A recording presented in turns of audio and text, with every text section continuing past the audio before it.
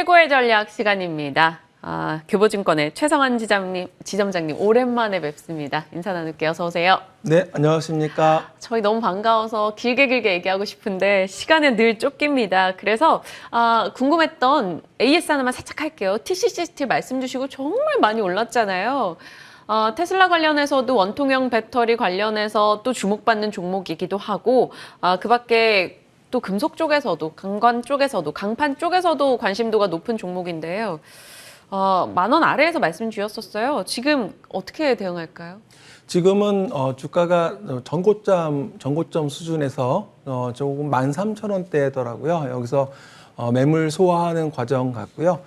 무엇보다도 본업이 워낙 잘 되고 있고 거기 플러스해서 이제 2차 전지 쪽에 캐파를 증설한다고 했습니다. 그래서 그 부분이 이제 시장에서는 굉장히 긍정적으로 보는 것 같아요. 본업도 잘 되지만 미래에 대한 성장에 대한 먹거리도 확보했다라는 거죠. 캐파를 증설한다는 건 당장은 돈이 안 되지만 미래에 그게 몇 배로 돌아오겠죠. 그래서 그런 부분들을 지금 시장에서는 보는 것 같고 증권사 목표 주가가 2만 원까지 나와 있기 때문에 지금 아직도 주가는 지난번 말씀드렸지만 배고프다, 헝그리하다 이렇게 말씀을 좀 드리겠습니다. 여전히 배고프다. TCC 스틸 짤막하게 정리하고요.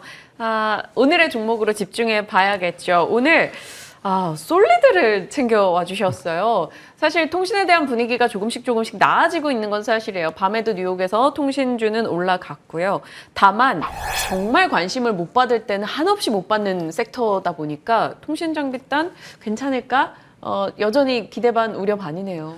아마 통신 5G랑 제약바이오는 시장에서 얘기를 해도 그동안에 관심도가 많이 없었던 게 사실입니다. 네. 시장 업종 자체가 그동안에 시장에서 약간 소외를 오래 받았고 특히 5G 같은 경우는 1년 넘게 계속 하락했고 또 옆으로 기면서 가격 조정과 기간 조정을 거친 것 같습니다. 지금은 이제 드디어 제목 하나금융투자에서 제목을 저는 되게 좀 의미심장하다 생각이 드는데 이 가격에서 잃을 게 없다라는 점은 이제 바닥이다라는 거죠. 결국에 여기서 6,500원대 바닥이고 그럼 목표 주가는 얼마냐?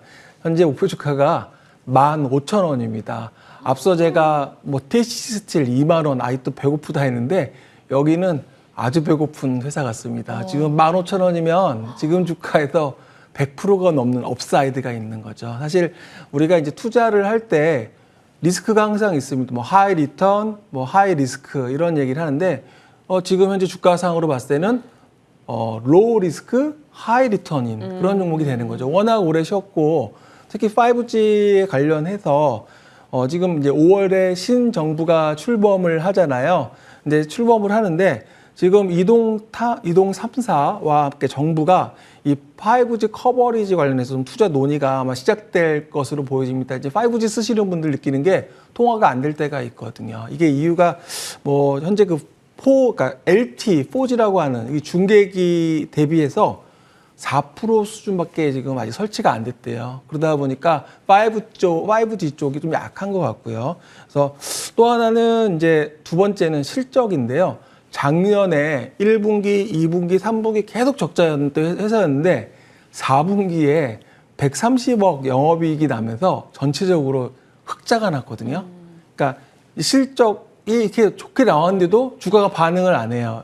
왜 그러냐면 시장에서 그동안 워낙 5G가 관심에서 멀어져 있었기 때문이고요. 근데 하지만 올해부터는 이제 이 가격에선 잃을 게 없다라는 표현처럼 이제는 바닥에서 돌아서는 시기가 오기 시작했다. 특히 작년 4분기를 시점으로 실적이 좋아지는, 그러니까 1분기, 2분기, 3분기 좋아질 것으로 보여지고 또 올해 투자 핵심이 앞서 잠깐 앵커님도 말씀하셨지만 미국이나 영국, 일본, 해외 쪽에 대한 부분들이 실적 호전을 이끌 것으로 좀 보여지기 때문에 하나금융투자에서 목표 주가 15,000원이라는 거 확인하시면 좀 여유 있게 길게 보고 매매하셔도 좋을 것 같습니다. 포트 내에서 어느 정도의 관심도를 좀 둬봐도 될 만한 섹터다라고 주셨어요. 리스크는 좀 적은데 올라갈 상승 여력도는 높다라는 증권가 의견. 빠른 시기에 이 터닝 포인트 시점이 좀 찾아와줬으면 좋겠다라고 많은 분들이 5G 장비주에 대해서는 관심 갖고 계실 겁니다. 지켜보면서 저희도 추이 체크하죠. 두 번째로 유망하게 보고 계시는 기업으로 한라 가지고 오셨어요.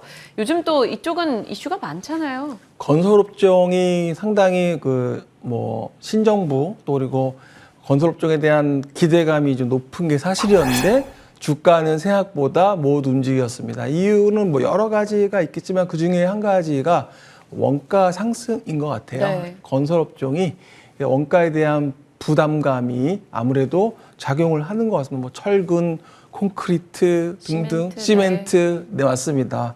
그래서 이 건설업자 입장에서는 분양을 해놨는데 가격은 정해져 있는데 비용이 계속 올라가요. 그러다 보면 아무래도 이제 매출은 있지만 이제 이익단에서 문제가 발생하는 이제 그게 되겠죠. 그래서 지금은 그런 원가가 좀 제일 중요한 것 같습니다. 그래서 한라 역시 지금 계속 최근에도 주가가 좀 빠지고 있는 것 같아요. 같이. 그래서 동반적으로.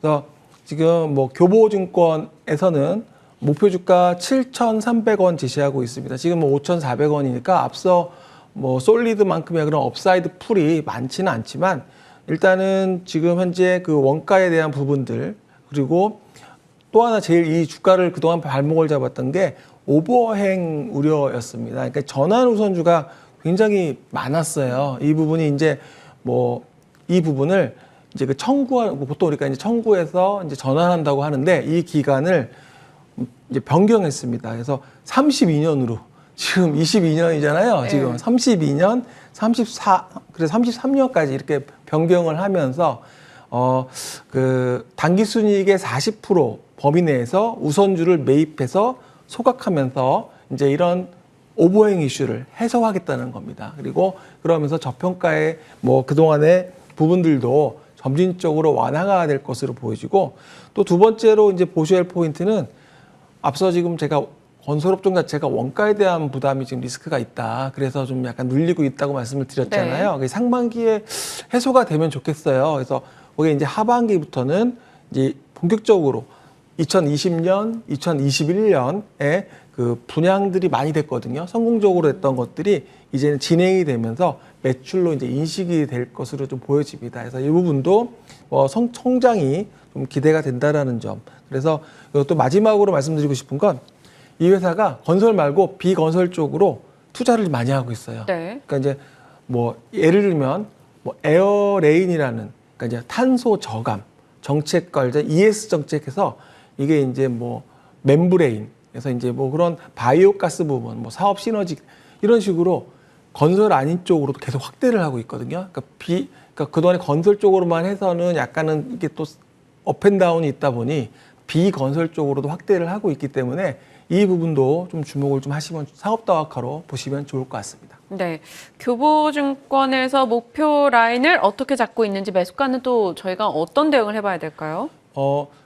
상반기는 원가에 대한 건설업종에 약간은 좀 부담이 있기 때문에 관심 종목으로 하시면서 모아나가는 게 전 좋다고 생각하고요. 네. 하반기부터 주가가 저희 제목 자체가 드라마틱한 성장이라는 표현을 썼거든요. 하반기를 생각해서 지금은 관심권에 두고 보시면 좋을 것 같습니다. 네, 오늘 한라와 함께 종목에 대한 의견 마무리 짓도록 하겠습니다. 교보증권의 최성환 지점장님과 함께 이야기 나눠봤고요. 저희도 여기서 마무리 짓도록 할게요. 남은 시간도 끝까지 성공투자 대응 해내시길 바랍니다. 시청해주신 여러분 고맙습니다.